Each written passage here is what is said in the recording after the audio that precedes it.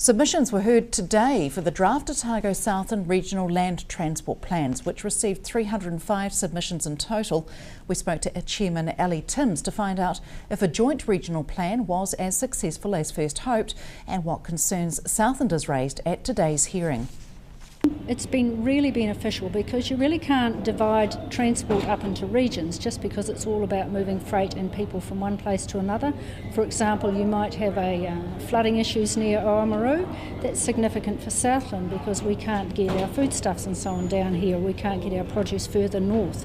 So it's enabled both committees to take a broader view, recognising, for example, the importance of Southlanders was making changes to the roading configuration in Queenstown, such as a two-lane Kawara Bridge, the number of Southlanders that travel through that route as well. So I just think it's been a really good project, and I think as a result of that we've come up with a much better plan, which has really had broad support from submitters in both regions. Has there been a general consensus among submitters?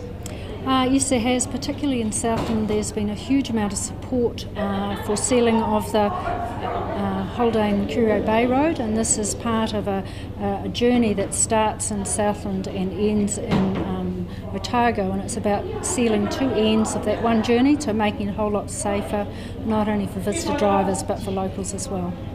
So the general consensus being safety from Southlanders, was that your main aim in making this transport plan? Well, originally we just thought about it from a visitor perspective, but the huge number of submissions we had, I think it was 79 submissions out of 88 in support. We're hearing from the locals how actually dangerous this road is. It's a school bus route. A lot of locals are using it. They're finding tourists are on the road, and because it's a metal road, they actually don't know how to drive on a metal road, and they're hauling people out of ditches on a daily basis. So we're not aware of that because it actually isn't reported officially. So it really just further emphasised how important it is for the local community and not only tourists that we go ahead and get this road sealed. And where does the whole process go from here?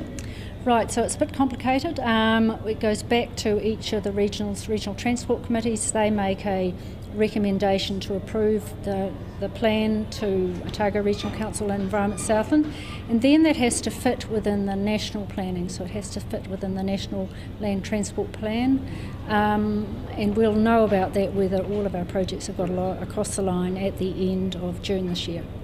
So the major things that the submitters were focusing on, such as the safety and the catlands, will we start to see those projects be developed this year?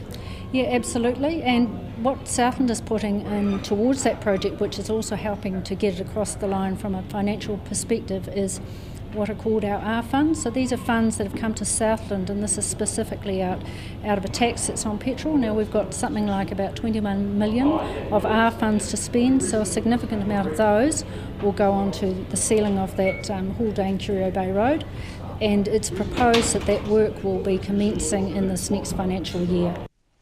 International